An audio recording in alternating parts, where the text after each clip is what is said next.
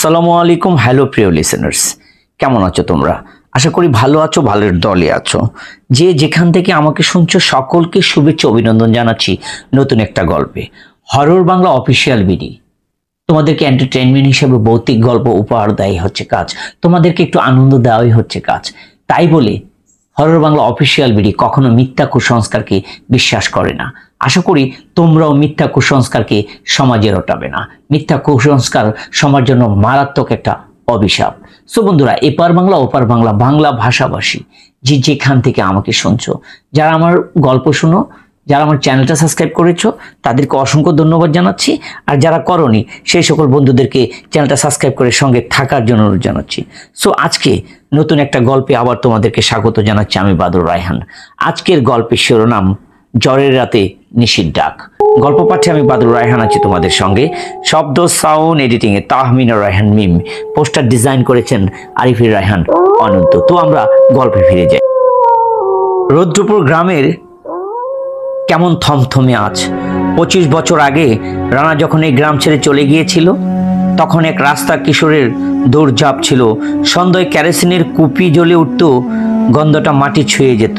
এখন সব যেন ফ্যাকাশে, গাছপালাগুলো যেন বুড়ি হয়ে গেছে। রানা এসেছিল হঠাৎ করে এক অদ্ভুত চিঠি পেয়ে। চিঠিটা এসেছিল পুরনো রংচটা কাগজে, অদ্ভুত হাতের লেখা। রানা ফিরে আয়, নিশির ডাক আবার শুরু হয়েছে, বাতাসে গন্ধ ছড়িয়েছে, তোর ফিরে আসা দরকার হরিপদ কাকু।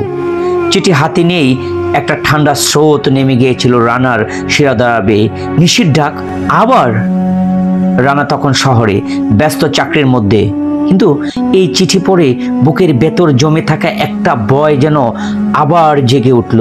অনেক বছর আগে এই রুদ্রপুরে সে নিজেই নিশির ডাক শুনেছিল। অনেক রাত মায়ের কোল ঘেঁষে শুয়ে থেকেও একটা নারী কণ্ঠ তার ঘুম কেড়ে নিয়েছিল।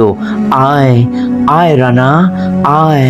সে বয়সে ওইসব স্বপ্ন ভেবে উড়িয়ে দিয়েছিলাম, কিন্তু এক রাতে ওর বন্ধু বাবুল সত্যি হারিয়ে যায়। তখন জ্বর হচ্ছিল।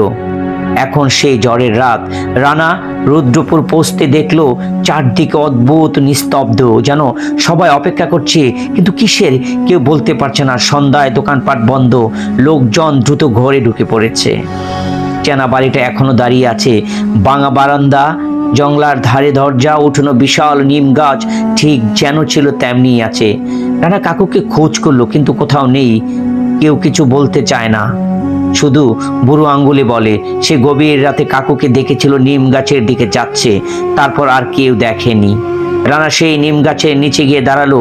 বাতাসে ভেসে আসছে একটা গন্ধ, ভেজা মাটি, পচা পাতার গন্ধের মাঝে কিছু অন্যরকম, কিছু পচনশীল, কিছু অশরীরী। হঠাৎই রানা কানের পাশে যেন ফিসফিস। রানা পিছনে ফিরে তাকালো, কেউ নেই, কিন্তু বাতাস ভেসে এসে সাদা কাপড়ের ছায়া নিম গাছের পাশেই। রানা হতবাক, এটাই তো রিনা, ছোটবেলা বান্ধবী। সে 10 বছর বয়সে হারিয়ে গিয়েছিল এক জ্বরের রাতে। সবাই বলেছিল নিশি নিয়ে গেছে তাকে। রিনা তার দিকে তাকিয়ে রইল, ঠোঁট নড়ছে না, তবু কানে ভেসে এলো, তুমি ফিরেছো রানা, কিন্তু দেরি হয়ে গেছে। পরক্ষণেই রানা কিছু বুঝে ওঠার আগেই জ্বরের শব্দ যেন চারদিক চেপে ধরলো তাকে। একটা তীব্র বাতাস উড়ে পড়লো, সে মাটিতে অজ্ঞান হয়ে গেল। স্বপ্ন না সত্যি, জ্ঞান ফিরল রানার পরের দিন সকালে। মাথায় জিরজির করছে, বাড়ির দোতলা ঘরে সে শুয়ে, জানালা খোলা, বাতাসে ওখানেই গন্ধ। সে উঠে বসতেই একটা খসখস কাগজের শব্দ পড়লো চোখে। মেঝেতে পড়ে আছে, হাতে তুলে নিল, দেখলো কাগজে লেখা, ওরা ফের এসেছে। নিশিরা কেবলই ডাকি না, এবার তারা কাউকে ছেড়ে দেবে না। সময় শেষ হয়ে আসছে হরিপদ। রানা শিউরে উঠল, কাকু কোথায়? কি বোঝাতে চেয়েছে? নিশি কি তাহলে একাধিক? এত ভয়ানক কেন এইসব? সে ঠিক করলো, এই গ্রামে যতদিন না সে সবকিছু জানছে, ততদিন সেই গ্রামেই থেকে যাবে। পুরনো স্মৃতি, নিশির ভয়। রানা গ্রামে কয়েকজন বৃদ্ধ সঙ্গে কথা বলল, সবার মুখে নিচু করে বলল, নিশির ডাক কেবল ভয় দেখায় না, কেউ একবার উত্তর দিলে আর ফিরে আসে না। জ্বরের রাতে ডাক এলেই জানালার কপাট বন্ধ রাখিস, আর কোনোভাবে সাড়া দিবি না। কিন্তু এই রানা মনে শান্তি দেয় না। রানার মুখ, কাকুর গলা, সেই গন্ধ সব মিলিয়ে একটা একটা অজানা সত্যের দিকে এগুচ্ছে রানা।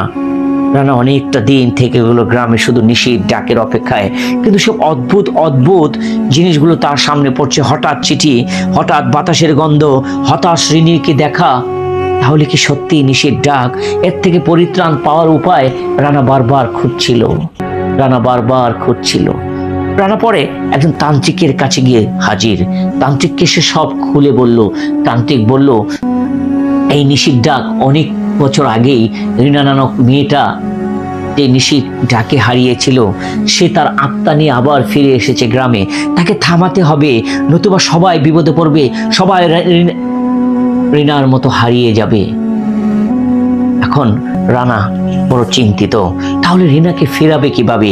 সে অদ্ভুত অদ্ভুত যে ঘটনাগুলো ঘটছে, সেখান থেকে পরিত্রাণ পাওয়ারই বা কি উপায়?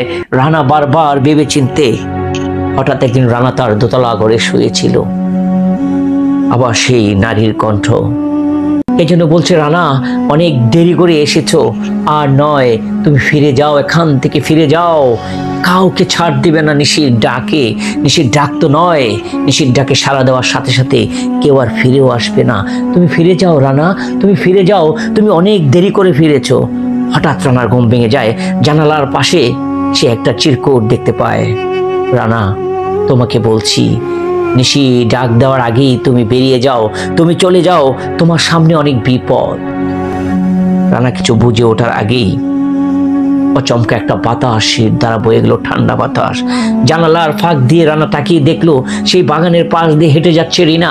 গত 10 বছর আগে যাকে যেমন দেখেছিল ঠিক সেভাবেই রানা দেখলো রিনা হেঁটে যাচ্ছে। একটা সময় রানা চিন্তা করলো তার পিছু নেবে, কিন্তু না, পিছু নেবে না। রিনা তো নেই। রিনা আজ থেকে 10 বছর আগে নিশির ডাকে হারিয়ে গিয়েছিল, আর ফিরে আসেনি। তাহলে কি সেই রিনার আত্মারূপে আজও এই নিশির ডাক মানুষকে বিপদে ফেলবে? আরে চিরকুট! রানা 7-5 ভেবে নিচে নামলো, তার পিছু নিল। রিনার পিছু নিল। হঠাৎ সে ঘুম ভেঙে গেল। ঘুম ভেঙে দেখলো সে একটা গাছতলায়। তাহলে সেই দিন রাতে দোতলা ঘুমিয়েছিল খাটে, আজকে সে গাছতলায় কিভাবে এলো? তাহলে নিশির ডাকে সত্যি প্রতি রাতে যে ঘটনাগুলো ঘটছে, এটা কি সবই সত্যি? রানা 7-5 ভেবে পরিশেষে সকল বৃদ্ধাদের কাছে এই ঘটনা বলল, এবং তারা বলল যে এই নিশিকে তাড়াতে হলে কয়েকজন মাওলানাকে গ্রামে আনতে হবে। মাওলানা এই গ্রামকে বশ করে দিয়ে যাবে, যাতে তার অশুভ আত্মাগুলো নিশির ডাক আর না হয়। আর নিশির ডাকে ওই গ্রামের কোনো ছেলে মেয়ে যেন সাড়া না দেয়, আর যদি সাড়া দেয় তাহলে তারা আর ফিরে আসবে না। একটা সময় রানা অনেক তান্ত্রিক এবং বড় মাওলানাকে গ্রামে নিয়ে আসলো, এবং নিয়ে আসার পর তাদেরকে দিয়ে পুরো গ্রামটাকে বশ করলো, যাতে করে এখানে নিশির ডাক আর কখনোই ফিরে না আসে।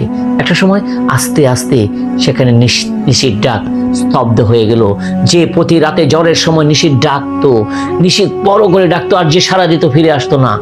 আর সেই গ্রামে অনেক শান্তি ফিরে এসেছে, আর নিশির ডাক হয় না, আর কেউ চলেও যায় না নিশির ডাকে।